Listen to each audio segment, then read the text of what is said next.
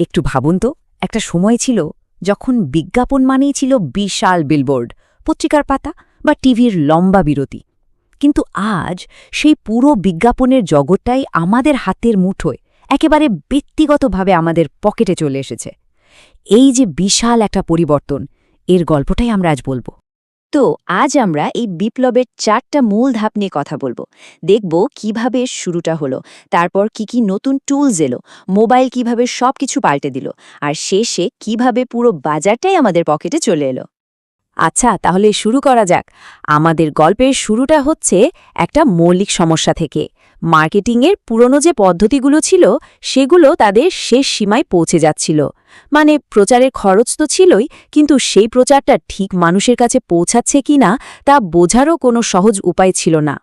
প্রচলিত মার্কেটিং ছিল বলতে পারেন অনেকটা কচ্ছপের মতো, অনেক খরচ আর অনেক ধীর। আর অন্যদিকে মার্কেটিং ছিল একদম রকেটের মতো, অনেক সাশ্রয়ী আর চোখের পলকে ছড়িয়ে পড়ার মতো। পুরনো পদ্ধতিতে বড় জোর শুধু স্থানীয়ভাবে পৌঁছানো যেত, কিন্তু ডিজিটাল মার্কেটিং দিয়ে সারা বিশ্বের গ্রাহকদের কাছে পৌঁছানো সম্ভব হলো, তাও আবার অনেক কম পরিশ্রমে। আসল পার্থক্যটা ছিল এখানে, দক্ষতা আর বিস্তৃতির কোনো সীমা না থাকায়। তো ইন্টারনেট যখন এলো, এটা কিন্তু শুধু একটা নতুন চ্যানেল বা মাধ্যম ছিল না, বরং এটা মার্কেটারদের হাতে তুলে দিয়েছিল একদম নতুন এক সেট সরঞ্জাম। আর এই সরঞ্জামগুলোই মার্কেটিংয়ের খেলার নিয়মকানুনই পুরোপুরি বদলে দিয়েছিল। এর মধ্যে প্রথম আর সবচেয়ে শক্তিশালী একটা টুল ছিল সার্চ ইঞ্জিন মার্কেটিং বা SEM। এর সবচেয়ে বিপ্লবী দিকটা কী ছিল জানেন? সেটা হলো পে পার ক্লিক মডেল। ভাবুন তো একবার, এর আগে কোম্পানিগুলোকে বিজ্ঞাপন শুধু দেখানোর জন্যই টাকা দিতে হতো, সেটার ফল যাই হোক না কেন। কিন্তু এখন শুধু তখনই টাকা দিতে হচ্ছে যখন একজন সত্যিকারের আগ্রহী গ্রাহক বিজ্ঞাপনে ক্লিক করছে। এটা খরচের উপর একটা অসাধারণ নিয়ন্ত্রণ এনে দিয়েছিল, যা পুরো খেলার নিয়মটাই বদলে দেয়। এরপর এলো ভাইরাল মার্কেটিং। আচ্ছা, এমন একটা বিজ্ঞাপন বা কন্টেন্টের কথা ভাবুন তো, যেটা এতটাই মজার বা ইন্টারেস্টিং যে মানুষ নিজে থেকেই সেটা বন্ধুবান্ধবদের পাঠাতে শুরু করে, ফেসবুকে শেয়ার করে। এটাই হচ্ছে ভাইরাল মার্কেটিং, ডিজিটাল যুগের মুখের কথা, যা কোনো বাড়তি খরচ ছাড়াই আগুনের মতো ছড়িয়ে পড়তে পারে। আর হ্যাঁ, ইমেল মার্কেটিং তো আছেই। এটাকে ভাবতে পারেন গ্রাহকের ইনবক্সে সরাসরি ঢোকার একটা রাস্তা হিসেবে। এর মাধ্যমে কোম্পানিগুলো তাদের সবচেয়ে বিশ্বস্ত গ্রাহকদের কাছে স্পেশাল অফার বা নতুন কোনো খবর পৌঁছে দিতে পারে। ফলে ব্র্যান্ডের সাথে সম্পর্কটা আরও গভীর হয়। কিন্তু ব্যাপারটা শুধু এই নতুন টুলস বা সরঞ্জামেই থেমে থাকেনি। এগুলো মার্কেটারদের চিন্তার ধরনটাই আমূল বদলে দিয়েছিল। ফোকাসটা একদম অন্যদিকে চলে গিয়েছিল। এই পরিবর্তনটা সবচেয়ে ভালোভাবে বোঝা যায় মার্কেটিংয়ের মূল সূত্রগুলো দেখলে। আগেকার দিনে ভিত্তি ছিল 4টা পি: প্রোডাক্ট, প্রাইস, প্লেস আর প্রমোশন। সবকিছুই ছিল কোম্পানিকে ঘিরে। কিন্তু ইন্টারনেটের যুগে এটা বদলে হয়ে গেল 4টা C: customer solution, cost, convenience আর কমিউনিকেশন। মানে ফোকাসটা আমরা কি বিক্রি করছি থেকে পুরোপুরি সরে গিয়ে দাঁড়ালো গ্রাহকের আসলে কি দরকারের ওপর। ইন্টারনেট যদি মার্কেটিংয়ে একটা বিপ্লব এনে থাকে, তাহলে এর পরের ঢেউটা ছিল আরও বড়, আরও শক্তিশালী। চলুন এবার দেখি মোবাইল ফোন কিভাবে পুরো খেলার মাঠটাই আবার নতুন করে সাজিয়ে দিল। কিন্তু একটা প্রশ্ন মনে আসতেই পারে, তাই না? ইন্টারনেটের চেয়েও প্রভাবশালী আর কি হতে পারে? উত্তরটা শুনলে হয়তো একটু অবাকই হবেন। উত্তরটা হচ্ছে এই সংখ্যাটা, 3 বিলিয়ন। হ্যাঁ, যখন এই গবেষণাটা করা হয়েছিল, তখন পৃথিবীতে প্রায় 300 কোটি মানুষ মোবাইল ফোন ব্যবহার করত। এটা ছিল মানব ইতিহাসের সবচেয়ে দ্রুত ছড়িয়ে পড়া কোনো প্রযুক্তি। এই সংখ্যার বিশালত্বটা আরও পরিষ্কার হয় যখন আমরা দেখি যে ওই সময়ে মানুষের কাছে টিভি, ক্রেডিট কার্ড বা গাড়ির চেয়েও বেশি ছিল মোবাইল ফোন। ভাবা যায়, প্রযুক্তি হিসেবের পৌঁছানোর ক্ষমতা ছিল এক কথায় অবিশ্বাস্য। আর এই ব্যাপক ব্যবহার থেকেই জন্ম নিল কমার্স বা মোবাইল কমার্স। এর আসল শক্তি ছিল দুটো জিনিসে: এক, যে কোনো জায়গা থেকে ব্যবসা করার সুবিধে, আর 2, সবকিছু হাতের মুঠোয় পাওয়ার একটা তাৎক্ষণিকতা। বাণিজ্য এখন আর অফিসের ডেস্কে আটকে রইল না, সেটা সোজা চলে এলো মানুষের পকেটে। তো এই যে প্রযুক্তি আমাদের হাতের মুঠোয় চলে এলো, এটা আমাদের জন্য কি সুযোগ তৈরি করেছে, আর সেই সাথে কী ধরনের নতুন চ্যালেঞ্জ নিয়ে এসেছে চলুন এবার সেটা দেখি। এর সুবিধাগুলো তো অসাধারণ ছিল। যেমন ধরুন, যেহেতু শুরুতে তেমন কোনো বিনিয়োগই লাগে না, তাই ঝুঁকি অনেক কম, গ্রাহকের প্রতিক্রিয়া পাওয়া যায় প্রায় সাথে সাথেই, আর ডেটা বিশ্লেষণ করে প্রত্যেক গ্রাহকের জন্য আলাদা করে মার্কেটিং করা সম্ভব হয়। আর যেহেতু ব্যবসাটা ২৪ ঘন্টা খোলা থাকে, এর পরিধিও বেড়ে যায় বহুগুণে। কিন্তু কথায় আছে না, সবকিছুরই একটা দাম দিতে হয়। এই অসাধারণ ক্ষমতার সাথে সাথে কিছু বেশ বড় চ্যালেঞ্জও কিন্তু তৈরি হয়েছে। প্রথমত, পুরো সিস্টেমটাই প্রযুক্তির উপর নির্ভরশীল, যেটা যে কোনো সময় বিগড়ে যেতে পারে। এরপর আছে নিরাপত্তা আর ব্যক্তিগত তথ্যের গোপনীয়তার মতো বড়সড় ইস্যু। আর যেহেতু আপনার দোকান এখন পুরো বিশ্বের জন্য খোলা, আপনার প্রতিযোগীও এখন বিশ্বজুড়ে। এর ফলে কি হয়েছে? দামের স্বচ্ছতা বেড়ে গিয়ে কোম্পানিগুলোর উপর লাভ করার চাপও অনেক বেড়ে গেছে। আর এই সব কিছুর মাঝে এই কথাটা একটা খুব জরুরি সত্যি তুলে ধরে। মোবাইলের দুনিয়ায় সফল হতে হলে সরলতাই হলো আসল চাবিকাঠি। ইন্টারফেস যত সহজ আর ইউজার ফ্রেন্ডলি হবে, গ্রাহকের অভিজ্ঞতাও ততটাই ভালো হবে। তাহলে ভবিষ্যৎটা কোন দিকে যাচ্ছে? এখানে মূলত ৩টে ট্রেন্ড খুব পরিষ্কার। প্রথমটা হলো উন্মুক্ত, মানে এমন একটা অ্যাপ যেটা আপনার ফোন, ল্যাপটপ বা স্মার্টওয়াচ সব ডিভাইসেই চলবে। দ্বিতীয়টা হলো সমন্বিত, মানে এমন একটা ডিভাইস যা একাই আপনার মিউজিক প্লেয়ার, ক্যামেরা আর ওয়ালেটের কাজ করে দেবে। আর সবশেষে ব্যক্তিগত, যেখানে আপনার ডিভাইসগুলো আপনার প্রয়োজনটা বুঝে নিজে থেকেই কাজ করবে, আপনাকে বলার আগেই। তাহলে দেখুন, আমরা বিলবোর্ড থেকে যাত্রা শুরু করে এখন এমন এক জগতে এসে পৌঁছেছি যেখানে আমাদের ফোনটাই আমাদের দোকান, আমাদের ব্যাংক, এমনকি আমাদের ব্যক্তিগত বিলবোর্ড। তো এখন প্রশ্নটা হলো, যখন আমাদের জীবনের প্রত্যেকটা অংশই একটা বাজারে পরিণত হবে, তখন এর প্রভাবটা ঠিক কতটা সুদূরপ্রসারী হবে? এটা কিন্তু ভাবার মতো একটা বিষয়। একটা খুব মজার তথ্য দিয়ে আজকের এই গভীর বিশ্লেষণ শুরু করা যাক। আচ্ছা, আপনি কি জানেন ২০১৩ সালে ভারতের পাঞ্জাবের দুটো শহর, মানে মানসা আর লুধিয়ানাতে সাধারণ ক্রেতাদের ওপর একটা দারুণ জরিপ করা হয়েছিল? হ্যাঁ, ওই মোবাইল ফোন ব্র্যান্ডের ধারণা নিয়ে যে জরিপটা হয়েছিল, তাই তো? একদম। সেখানে দেখা যায় প্রায় ৬৪ জন মানুষ বলেছিলেন যে তারা স্যামসাং মোবাইল ফোন ব্যবহার করেন কারণ তাদের ধারণা এটা একটা মেক ইন ইন্ডিয়া বা সম্পূর্ণ দেশীয় পণ্য। আরে হ্যাঁ, অথচ স্যামসাং আদ্যপান্ত একটা দক্ষিণ কোরিয়ান কোম্পানি। রাইট। মানে একবার ভাবুন, একটা ব্র্যান্ডের মার্কেটিং ক্রেতার মনে কতটা গভীরভাবে প্রভাব ফেললে এই সাধারণ ভৌগোলিক সত্যটাও একেবারে ঢাকা পড়ে যায়। এটা কিন্তু একটা বড় প্রমাণ যে আমরা কিভাবে কেনাকাটা করি।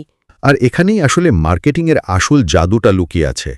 মানুষ, মানে সাধারণ ক্রেতারা, আসলে লজিক বা যুক্তির চেয়ে পারসেপশন বা নিজেদের তৈরি ধারণার ওপর ভিত্তি করে অনেক বেশি কেনাকাটা করে থাকে। ঠিক তাই। আর আজকের এই গভীর বিশ্লেষণে আমরা ঠিক এই অদৃশ্য মনস্তত্ত্ব আর ডিজিটাল বাজারের ভেতরের কলকবজাগুলো নিয়ে কথা বলবো। আমাদের সামনে আজ চমৎকার ৩টে সোর্সের একটা স্ট্যাক রয়েছে। সোর্সগুলো বেশ ইন্টারেস্টিং। হ্যাঁ, প্রথমটা হলো ২০১৫ সালের মার্কেটিং নিয়ে একটা দারুণ গবেষণাপত্র। দ্বিতীয় সোর্স হিসাবে থাকছে নেতাজি সুভাষ উন্মুক্ত বিশ্ববিদ্যালয়ের বিজনেস কোর্সের অত্যন্ত তথ্যবহুল একটা অধ্যয়ন উপাদান, যেটা মূলত ব্যবসার পেছনের মডেলগুলোকে একদম ভেঙে বুঝিয়েছে। আর তৃতীয় সোর্সটা হলো মোবাইল কমার্স বা কমার্স নিয়ে লেখা একটি একাডেমিক গবেষণাপত্র। সোর্সগুলো বেশ বৈচিত্র্যময়, তাই না? একদম। একটা আমাদের শেখাচ্ছে কিভাবে ইন্টারনেটে পণ্য বিক্রি করতে হয়, আর একটা দেখাচ্ছে সেই বিক্রির পেছনের কাঠামোটা কেমন, আর তৃতীয়টা বলছে কিভাবে পুরো বাজারটা আমাদের হাতের মুঠোয় চলে এলো। হ্যাঁ, মানে কিভাবে আমরা আজকের এই অবস্থায় পৌঁছলাম তার একটা পূর্ণাঙ্গ চিত্র পাওয়া যাবে এখান থেকে। রাইট। আজকের মিশনই হলো এই বিবর্তনের গল্পটা তুলে ধরা। কিভাবে কেনাকাটার ধারণা সেই চেনা ইটের তৈরি দোকান থেকে ইন্টারনেটের ব্রাউজারে ঢুকল, আর শেষমেশ মানুষের পকেটের মুঠোফোনে এসে জায়গা করে নিল, সেই রোমাঞ্চকর যাত্রাটাই আমরা খতিয়ে দেখব। এটা কিন্তু সবার জন্যই জানা খুব জরুরি। একদম। যারা শুনছেন তাদের জন্য এই আলোচনাটা ভীষণ প্রাসঙ্গিক, কারণ প্রতিদিন অনলাইনে বা মোবাইলে যে কেনাকাটা চলছে তার পেছনের অদৃশ্য কৌশলগুলো বুঝতে পারলে ডিজিটাল দুনিয়ায় আর বোকা বনে যেতে হবে না, বরং আরও স্মার্ট ক্রেতা হওয়া সম্ভব। আচ্ছা, বিষয়টার একটু গভীরে যাওয়া যাক। মোবাইল বা পকেটের বাজারে ঢোকার আগে আমাদের তো বুঝতে হবে কিভাবে ইন্টারনেট সনাতন ব্যবসাকে চিরতরে বদলে দিয়েছে। হ্যাঁ, গোড়ার কথাটা জানা দরকার। রাইট, প্রথম সোর্সে মানে মার্কেটিংয়ের ওই গবেষণাপত্রটিতে 5টি এস বা কাজের কথা বলা হয়েছে। এগুলো হলো সেল বা বিক্রি, সার্ভ বা সেবা দেওয়া, স্পিক বা কথা বলা, সেভ বা সাশ্রয় করা এবং সবশেষে সিজল বা আকর্ষণ। কথা বলা দরকার। গবেষণাপত্রটিতে একটা দারুণ কথা বলা হয়েছে। সসেজ নয়, বরং সসেজ ভাজার আকর্ষণীয় শব্দ বা গন্ধ বিক্রি করা। চমৎকার একটা উপমা। তাই না? বিষয়টা একটু ভেঙে বললে, ধরুন একটা স্মার্টওয়াচ কোম্পানি কিন্তু শুধু ঘড়ির ভেতরে থাকা সেন্সর বা ব্যাটারি লাইফ বিক্রি করে না। তারা বিক্রি করে ওই ঘড়িটা পরলে একজন মানুষকে কতটা ফিট বা আধুনিক দেখাবে সেই অনুভূতিটা। অর্থাৎ পণ্যের ফিচারের চেয়ে পণ্যের আবেদনটা মার্কেটিংয়ে অনেক বেশি গুরুত্বপূর্ণ। একদম। আর এই আবেদনের উপর জোর দেবার কারণেই কিন্তু সনাতন মার্কেটিংয়ের মূল ভিত্তিটা পুরোপুরি বদলে গেছে। আগে ব্যবসায়ীরা মার্কেটিংয়ের ক্ষেত্রে 4টি পিয়ের ওপর নির্ভর করতেন: প্রোডাক্ট বা পণ্য, প্রাইস বা মূল্য, প্লেস বা স্থান এবং প্রমোশন বা প্রচার। কিন্তু মার্কেটিংয়ের যুগে এই 4টি পি রূপান্তরিত হয়েছে 4টি সিতে। আর এই রূপান্তরটা শুধু শব্দের খেলা নয় কিন্তু। প্রোডাক্ট বদলে গিয়ে হয়েছে কাস্টমার সলিউশন বা ক্রেতার সমস্যার সমাধান। কোম্পানিগুলো এখন আর শুধু ফ্যাক্টরিতে পণ্য বানায় না, তারা ক্রেতার জীবনের কোনো একটা অভাব পূরণ করার চেষ্টা করে। মানে কেউ হয়তো একটা দামি ম্যাট্রেস কিনছে না, সে আসলে নিশ্চিন্ত একটা ঘুম কিনছে। ঠিক বলেছেন। এরপর প্রাইস হয়ে গেছে কস্ট। এখানে শুধু প্রাইস ট্যাগের অঙ্কের কথা বলা হচ্ছে না। একটা জিনিস কিনতে ক্রেতার কতটা সময়, এনার্জি বা মানসিক খরচ হচ্ছে, সেই পুরো কস্টটা এখানে হিসাব করা হয়। প্লেস বা স্থান বদলে গিয়ে হয়েছে কনভিনিয়েন্স বা সুবিধা। এখন আর ক্রেতাকে রোদ বৃষ্টি মাথায় করে হেঁটে দোকানে যেতে হয় না। হ্যাঁ, ইন্টারনেট সেই পণ্যটাকে একেবারে ক্রেতার ড্রয়িং রুমে পৌঁছে দিচ্ছে। আর সবশেষে প্রমোশন হয়ে গেছে কমিউনিকেশন। আগে প্রচার ছিল একমুখী, কিন্তু এখন এটা দ্বিমুখী একটা যোগাযোগ। এই জায়গাটাতেই সবচেয়ে বড় শিফট হয়েছে। আমার তো মনে হয় সনাতন মার্কেটিং ছিল অনেকটা মাইক হাতে রাস্তায় দাঁড়িয়ে একতরফা প্রচারণার মতো। বিক্রেতা কেবল নিজের প্রোডাক্টের গুণগান গাইছে, ক্রেতার সেখানে উত্তর দেওয়ার কোনো জায়গাই নেই। আর এখন? কিন্তু মার্কেটিং হলো টেলিফোনে গ্রাহকের সাথে সরাসরি কথোপকথন। ব্যবসায়ীরা এখানে গ্রাহকের কথা শুনতে বাধ্য। গ্রাহক ওয়েবসাইটে রিভিউ দিচ্ছে, সোশ্যাল মিডিয়ায় কমেন্ট করছে, রেটিং দিচ্ছে। এখানে মজার বিষয় হলো এই দ্বিমুখী কথোপকথন থেকেই জন্ম নিয়েছে সিআরএম বা কাস্টমার রিলেশনশিপ ম্যানেজমেন্টের ধারণা। আচ্ছা, সিআরএম? হ্যাঁ, কমার্সে সিআরএম কেবল একটা ডিজিটাল ডায়েরি নয় যেখানে ক্রেতাদের নাম আর ফোন নম্বর লেখা থাকে। এটা আসলে একটা অত্যন্ত শক্তিশালী অ্যালগোরিদমিক হাতিয়ার। কোম্পানিগুলো এখন গ্রাহকদের ডেটাবেস ব্যবহার করে বিশাল পরিমাণ তথ্য বিশ্লেষণ করে। মানে আমাদের প্রতিটা ক্লিক তারা ট্র্যাক করছে। একদম তাই। একজন মানুষ ওয়েবসাইটে ঢুকে কোন পণ্যের উপর মাউস পয়েন্টার কতক্ষণ রাখল, কার্টে জিনিস যোগ করে কেন কিনল না, বা সে সাধারণত মাসের কোন সপ্তাহে বেশি কেনাকাটা করে, এসব সব কিছু ট্র্যাক করা হয়। ও মাই গড! হ্যাঁ, আর এই ডেটাগুলো বিশ্লেষণ করে সিআরএম সফটওয়্যার আগে থেকেই অনুমান করে নিতে পারে ওই নির্দিষ্ট ক্রেতা ভবিষ্যতে কী চাইতে পারে। অবিশ্বাস্য। মানে ক্রেতা নিজে জানার আগেই কোম্পানি জেনে যাচ্ছে তার কি দরকার। আচ্ছা, মার্কেটিং কিভাবে কাজ করে এবং ক্রেতার মনস্তত্ত্ব কিভাবে পড়ে তা তো জানা গেল, কিন্তু এরপরে স্বাভাবিকভাবে একটা প্রশ্ন ওঠে। কি প্রশ্ন? এই যে বিশাল ডিজিটাল বাজার, এখানে আসলে কারা কার কাছে পণ্য বিক্রি করছে? মানে পর্দার পেছনের কাঠামোটা ঠিক কেমন? নেতাজি সুভাষ উন্মুক্ত বিশ্ববিদ্যালয়ের পাঠ্যক্রম থেকে আমরা বিজনেস মডেলগুলোর একটা খুব পরিষ্কার চিত্র পাই। সবচেয়ে পরিচিত মডেলটা হলো B2C বা বিজনেস টু কনজিউমার। যেমন আমাজন বা যে কোনো অনলাইন শপ, তাই তো? হ্যাঁ, যেখানে প্রতিষ্ঠান সরাসরি সাধারণ মানুষের কাছে পণ্য বিক্রি করছে। কিন্তু এর বাইরেও আছে B2B বা বিজনেস টু বিজনেস মডেল, যার মেকানিজম কিন্তু অনেক বেশি জটিল। B2B-তে তো সাধারণ ক্রেতারা থাকে না, তাই না? একদমই না। এখানে ব্যবসা হয় দুটো বড় প্রতিষ্ঠানের মধ্যে। এই মার্কেট আবার দুই রকমের হয়, ভার্টিক্যাল এবং হরাইজন্টাল। আচ্ছা, ভার্টিক্যাল মার্কেট বলতে বোঝায় যখন একই ইন্ডাস্ট্রির ভেতরে সাপ্লাই চেনের ধাপে ধাপে কেনাকাটা চলে। ধরুন একটা গাড়ি তৈরি কোম্পানি, তারা তো আর সব পার্টস নিজেরা বানায় না। হ্যাঁ, তা তো বটেই। তারা হয়তো টায়ার কিনছে একটা কোম্পানির কাছ থেকে, কাঁচ কিনছে আরেকটার কাছ থেকে, ইঞ্জিনের যন্ত্রাংশ আনছে অন্য জায়গা থেকে। এই যে শুধু অটোমোবাইল ইন্ডাস্ট্রির ভেতরেই প্রতিষ্ঠানগুলোর মধ্যে বিশাল লেনদেন চলছে, এটাই হলো ভার্টিক্যাল মার্কেট। বুঝতে পেরেছি। আর হরাইজন্টাল মার্কেট হলো এমন এক জায়গা যেখানে একটা কোম্পানি বিভিন্ন ইন্ডাস্ট্রির প্রতিষ্ঠানগুলোর কাছে তাদের পণ্য বা সেবা বিক্রি করে। ঠিক ধরেছে। যেমন ধরুন, এমন একটা সফটওয়্যার কোম্পানি যারা অফিসের পেরোল বা বেতন হিসাব করার সফটওয়্যার বানায়। তাদের ক্রেতা হতে পারে একটা হাসপাতাল, একটা স্কুল, আবার একটা রিয়েল এস্টেট কোম্পানিও। অর্থাৎ তারা নির্দিষ্ট কোনো ইন্ডাস্ট্রিতে আটকেনি। এই মডেলগুলোর ভেতরে আরও কিছু চমৎকার কাঠামোর কথা কিন্তু সোর্সে বলা হয়েছে, যেমন ধরুন অ্যাগ্রিগেটর্স এবং হাবস। নাম দুটো শুনতে কাছাকাছি মনে হলেও এদের কাজের ধরন তো আলাদা। হ্যাঁ, অনেকটাই আলাদা। অ্যাগ্রিগেটর্সরা মূলত অনেকগুলো বিক্ষিপ্ত সাপ্লায়ারকে একটা ছাতার নিচে নিয়ে আসে, যেমন হোটেল বুকিং ওয়েবসাইটগুলো। হ্যাঁ, তারা নিজেরা কোনো হোটেল চালায় না। ঠিক তাই, কিন্তু হাজার হাজার হোটেলের তথ্য আর দাম এক জায়গায় করে ক্রেতাকে তুলনা করার সুযোগ করে দেয়। অন্যদিকে হাবস হলো নির্দিষ্ট ইন্ডাস্ট্রির জন্য তৈরি একটা ডিজিটাল ট্রেডিং প্ল্যাটফর্ম, যেখানে অনেক ক্রেতা ও বিক্রেতা অত্যন্ত জটিল আর বড় মাপের কেনাকাটাগুলো সম্পন্ন করে। আচ্ছা, সাধারণ মানুষের নিজেদের মধ্যে কেনাকাটা করার জন্য তো C2C বা কনজিউমার টু কনজিউমার মডেলও আছে, যার সবচেয়ে বড় উদাহরণ হলো পুরনো জিনিসপত্র বেচাকেনার ওয়েবসাইটগুলো। ওগুলো তো বেশ জনপ্রিয়।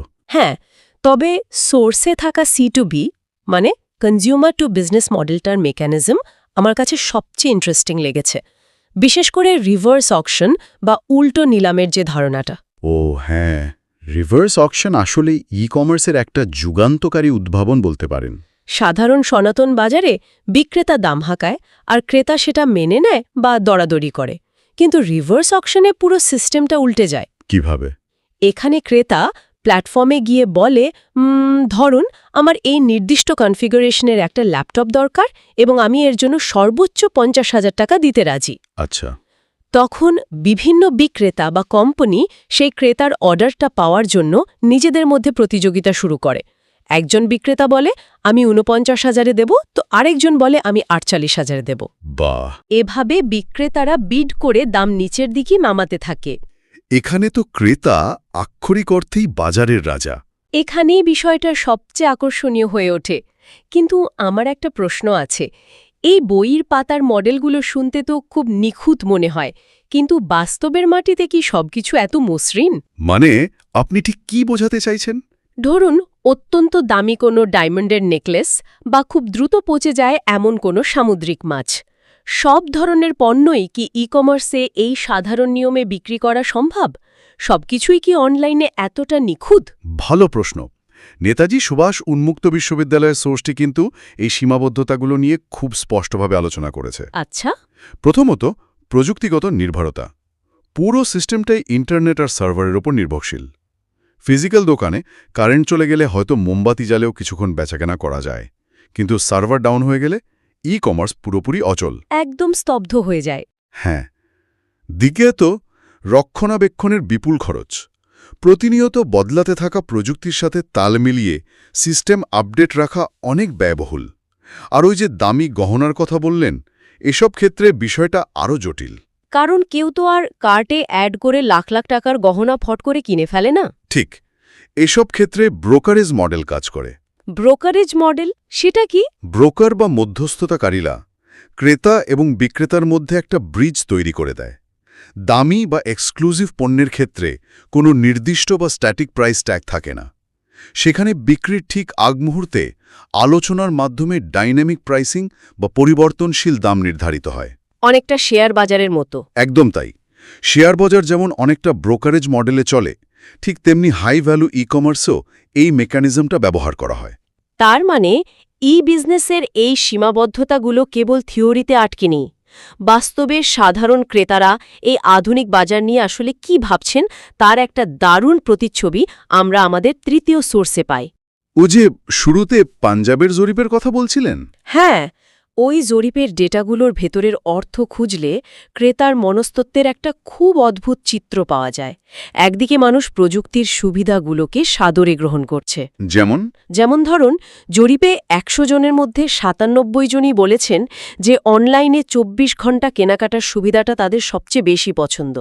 রাত দুটোয় ঘুম ভেঙে মনে পড়ল চাল শেষ, সাথে সাথে অর্ডার করে দেওয়া যাচ্ছে। এটা তো দারুণ একটা সুবিধা, কিন্তু উল্টো দিকটাও তো আছে। ঠিক, একই সাথে ডেটা বলছে ডিজিটাল সিস্টেমের ওপর মানুষের আস্থার একটা বিশাল অভাব রয়ে গেছে।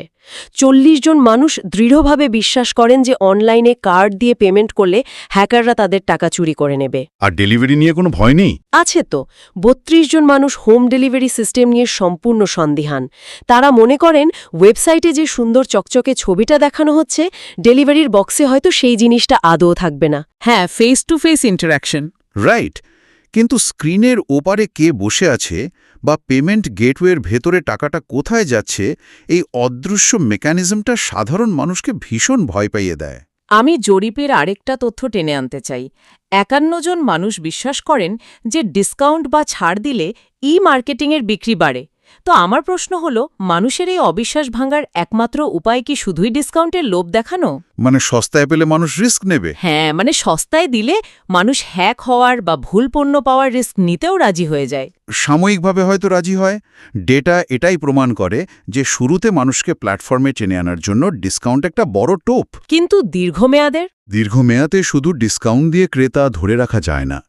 ট্রাস্ট বা আস্থা জিনিসটা আসলে ডিসকাউন্ট দিয়ে কেনা যায় না। তাহলে উপায়? আস্থা তৈরি করতে হলে কোম্পানিগুলোকে তাদের মেকানিজম স্বচ্ছ করতে হয়, সিকিউর পেমেন্ট গেটওয়ের নিশ্চয়তা দিতে হয়, এবং সবচেয়ে বড় কথা, রিটার্ন বা রিফান্ড পলিসি একদম পরিষ্কার রাখতে হয়, যাতে ক্রেতার মনে হয় ভুল জিনিস এলে আমার টাকাটা অন্তত মার যাবে না। ইন্টারনেটের এই বিশাল বাজারকে ডেস্কটপের বদ্ধ ঘর থেকে বের করে সাধারণ মানুষের আরও কাছাকাছি আনতে ব্যবসায়ীদের এমন একটা মাধ্যম দরকার ছিল যা মানুষের ২৪ ঘণ্টার সঙ্গী। আর সেখান থেকেই তো শুরু হলো মোবাইল কমার্স বা কমার্সের যুগান্তকারী বিপ্লব। হ্যাঁ, সোর্সে উল্লেখিত পরিসংখ্যান অনুযায়ী ধরুন ২০০৭ বা ২০০৮ সালের দিকে বিশ্বজুড়ে ৩ বিলিয়নের বেশি মোবাইল ফোন ছিল, যা তৎকালীন বৈশ্বিক জনসংখ্যার প্রায় ৪০%। সংখ্যাটা কিন্তু বিশাল। আর যদি একটু বড় পরিসরে চিন্তা করি, কমার্স আসলে ডেস্কটপ কমার্সের কোনো ছোট সংস্করণ নয়। ডিভাইস যখন মানুষের পকেটে চলে আসে, তখন পুরো ইকোসিস্টেমটাই বদলে যায়। সোর্সে কমার্সের একটা ভ্যালু চেইনের কথা বলা হয়েছে, যেটা বেশ ইন্টারেস্টিং। হ্যাঁ, চেনটা বেশ গোছানো। এই চেইনের একদম শুরুতে থাকে ডিভাইস নির্মাতারা, মানে যারা ফোন বানাচ্ছে, যেমন অ্যাপল বা নোকিয়া। এরপর আসে অ্যাপ্লিকেশন বা অ্যাপ নির্মাতারা, তারপর কন্টেন্ট প্রোভাইডার, সার্ভিস বা নেটওয়ার্ক অপারেটর, এবং সব শেষে ব্যবহারকারী। আর কমার্স তো কেবল কেনাকাটায় আটকে থাকেনি। একদমই না। ফিন্যান্স, টিকিট বুকিং, এমনকি লোকেশন ভিত্তিক সেবা, মানে ধরুন আপনি কোনো শপিং মলের পাশ দিয়ে হাঁটছেন, সেটা ট্র্যাক করে আপনার ফোনে ওই মলের ডিসকাউন্ট কুপন পাঠিয়ে দেওয়া, সবই কমার্সের আওতায় চলে আসে। তবে এই পুরো ব্যাপারটা কিন্তু ম্যাজিকের মতো রাতারাতি হয়নি। কমার্সের শুরুর দিকের চ্যালেঞ্জগুলো বেশ বড় ছিল। মোবাইলের ছোট স্ক্রিন বা টাইপ করার বিরক্তি তো ছিলই, সাথে ছিল মেমোরি লিমিটেশন। কিন্তু সোর্সে একটা টেকনিক্যাল বাধার কথা বলা হয়েছে, সিডিএমএ এবং টিডিএমএ নেটওয়ার্কের সীমাবদ্ধতা। এই জিনিসটা আসলে কি? খুব সহজ করে বললে, এগুলো হলো মোবাইলে ডেটা চলাচলের পুরনো প্রযুক্তির রাস্তা। কমার্সের শুরুর দিকে এই সিডিএমএ বা টিডিএমএ নেটওয়ার্কগুলোর ব্যান্ডউইথ বা ডেটা চলাচলের রাস্তা ছিল খুবই সরু। মানে স্পিড খুব কম ছিল। হ্যাঁ, একটা হাই রেজলিউশনের পণ্যের ছবি লোড হতেই অনেক সময় লেগে যেত। ধীরগতির ইন্টারনেট আর বারবার কানেকশন ড্রপ হওয়াটা তখন মোবাইল কমার্সের সবচেয়ে বড় বাধা ছিল। এত বাধা সত্ত্বেও কমার্স যে এত দ্রুত জনপ্রিয় হলো, তার কারণটা বুঝতে আমি একটা উপমা ব্যবহার করতে চাই। তাহলে এসবের মানে কি দাঁড়াচ্ছে? পার্সোনাল কম্পিউটার বা পিসি হলো এমন একটি শপিং মল যেখানে আপনাকে কষ্ট করে হেঁটে যেতে হয়, চেয়ার টেনে বসতে হয়, তারপর লগ ইন করে ঢুকতে হয়। হ্যাঁ, অনেকটা এফর্ট দিতে হয়। কিন্তু মোবাইল ফোন হলো আপনার পকেটে থাকা একজন সার্বক্ষণিক পার্সোনাল শপার বা ব্যক্তিগত সহকারী। আপনি জ্যামে বসে থাকুন বা ট্রেনের জন্য অপেক্ষা করুন, সে সারাক্ষণ আপনার পকেটেই আছে। চমৎকার উপমা। আর ডিভাইস যখন এত কাছের হয়, তখন কেনাকাটার অভিজ্ঞতাও অত্যন্ত ব্যক্তিগত বা পার্সোনালাইজড হয়ে যায়। রাইট। ডেস্কটপ হয়তো পরিবারের সবাই মিলে ব্যবহার করে, কিন্তু মোবাইল ফোন একান্তই একজনের। ফলে কোম্পানিগুলো খুব নিখুঁতভাবে জানতে পারে ওই নির্দিষ্ট মানুষটির পছন্দ অপছন্দ কী। কিন্তু এখানেই তো সেই আস্থার প্রশ্নটা আবার ফিরে আসে। ছোট্ট একটা ওয়্যারলেস ডিভাইসে আমি আমার ক্রেডিট কার্ডের ইনফরমেশন দিচ্ছি, এটা কি আদৌ নিরাপদ? সোর্সে এই নিরাপত্তার মেকানিজমটা খুব চমৎকারভাবে বোঝানো হয়েছে। এই ছোট ডিভাইসে পেমেন্ট সুরক্ষিত রাখতে পর্দার পেছনে অনেকগুলো প্রযুক্তি একযোগে কাজ করে। যেমন ডেটা এনক্রিপশন। আপনি যখন কার্ডের পিন নম্বর টাইপ করেন, এনক্রিপশন সেই নম্বরগুলোকে এমনভাবে এলোবেলো হিজিবিজি অক্ষরে পরিণত করে দেয় যে মাঝপথে কোনো হ্যাকার সেটা চুরি করলেও সে কিছুই বুঝতে পারবে না। ও, মানে ডেটাটা লক হয়ে যায়। হ্যাঁ, এরপর আসে ডিজিটাল সিগনেচার, যা ক্রিপ্টোগ্রাফিক অঙ্কের মাধ্যমে নিশ্চিত করে যে পেমেন্টটা আসলেই আপনি করছেন, অন্য কেউ নয়। সাথে যাওয়া টেকনোলজি এবং স্মার্ট কার্ডের ব্যবহার এই পুরো প্রক্রিয়াটাকে একটা সুরক্ষিত দুর্গের মতো করে তোলে। অসাধারণ। আমরা আজকের এই গভীর বিশ্লেষণে অনেকগুলো স্তর পার হয়ে এলাম। প্রথমে দেখলাম সনাতন বাজার কিভাবে ই-মার্কেটিংয়ের মাধ্যমে ডিজিটাল রূপ পেল। 4টি পি কিভাবে 4টি সিতে বদলে গিয়ে ক্রেতাকে সবকিছু কেন্দ্রে নিয়ে এলো, এবং সিআরএম কিভাবে আমাদের আচরণ অনুমান করতে শিখল। এরপর আমরা সেই ডিজিটাল বাজারের ভেতরের মডেলগুলো বুঝলাম, B2B সাপ্লাই চেইন থেকে শুরু করে রিভার্স অকশনের মাধ্যমে দাম কমানোর মেকানিজম। হ্যাঁ, আর বাস্তবের ক্রেতাদের আস্থার অভাব এবং ডিসকাউন্টের মনস্তত্ত্ব নিয়েও আমরা জরিপের ডেটা থেকে বেশ কিছু ইনসাইট পেয়েছি। আর সবশেষে দেখলাম কিভাবে মোবাইল ফোন এবং এনক্রিপশন প্রযুক্তির মেলবন্ধন পুরো বিশ্ববাজারকে আমাদের পকেটে এনে ভরে দিয়েছে। এই জ্ঞানগুলো কিভাবে কাজে লাগতে পারে, এই বিষয়গুলো জানা থাকলে ডিজিটাল দুনিয়ার বিভিন্ন চাতুর্য বুঝতে পারা যায়। পর্দার পেছনের এই অ্যালগরিদম আর বিজনেস মডেলগুলো সম্পর্কে জানা থাকলে একজন সাধারণ মানুষ আরও সচেতন ও সুরক্ষিতভাবে অনলাইনে লেনদেন করতে পারে। একদম ঠিক। তথ্য এবং প্রযুক্তি সম্পর্কে এই বোধটাই ডিজিটাল যুগের সবচেয়ে বড় হাতিয়ার। একেবারে শেষে এসে আমি একটা চমকপ্রদ বিষয় সবাইকে ভাবতে অনুরোধ করব। আমরা শুরুতে আলোচনা করছিলাম ইটের দোকান থেকে কিভাবে আমরা ডেস্কটপের বড় স্ক্রিনে এলাম, আর ডেস্কটপ থেকে সেই স্ক্রিন আরও ছোট হয়ে এখন আমাদের পকেটের মোবাইলে চলে এসেছে। ডিভাইসের আকার তো ক্রমশ ছোট হচ্ছে। হ্যাঁ, ডিভাইস দিন দিন আরও ছোট হচ্ছে, আরও অদৃশ্য হচ্ছে। কিন্তু ভেবে দেখুন তো, ভবিষ্যতে যখন এই স্ক্রিন জিনিসটাই আর থাকবে না, তখন কি হবে? মানে স্ক্রিনলেস কমার্স। হ্যাঁ, আমাদের ভবিষ্যৎ কেনাকাটা কি শুধুই কণ্ঠস্বর নির্ভর বা ভয়েস কমার্স হবে? আমরা শুধু স্মার্ট স্পিকারকে বলবো আর জিনিস চলে আসবে? নাকি আর্টিফিশিয়াল ইন্টেলিজেন্স এতটাই উন্নত হবে যে আমাদের কোনো কিছুর অভাব বোধ করার আগেই, আমরা মুখ ফুটে কিছু বলার আগে আমাদের প্রয়োজনীয় জিনিসটা স্বয়ংক্রিয়ভাবে আমাদের দরজায় এসে হাজির হবে, যাকে বলে জিরো ক্লিক কমার্স? এটা তো ভাবলেই গায়ে কাটা দেয়। সেই অদৃশ্য বাজারটা তাহলে ঠিক কতটা আমাদের নিয়ন্ত্রণে থাকবে? এটাই তো সবচেয়ে বড় প্রশ্ন। এই প্রশ্নটা সত্যি আগামী দিনের ভোক্তাদের জন্য একটা বড় ভাবনার বিষয় হয়ে দাঁড়াবে। আসলেই প্রযুক্তি আমাদের কোথায় নিয়ে যাচ্ছে তা দেখার বিষয়। আজ এ পর্যন্তই। আশা করি আজকের এই গভীর বিশ্লেষণ ডিজিটাল দুনিয়ার অনেকগুলো বন্ধ দরজা খুলতে সাহায্য করেছে। দেখা হবে আগামীতে নতুন কোনো বিষয় নিয়ে।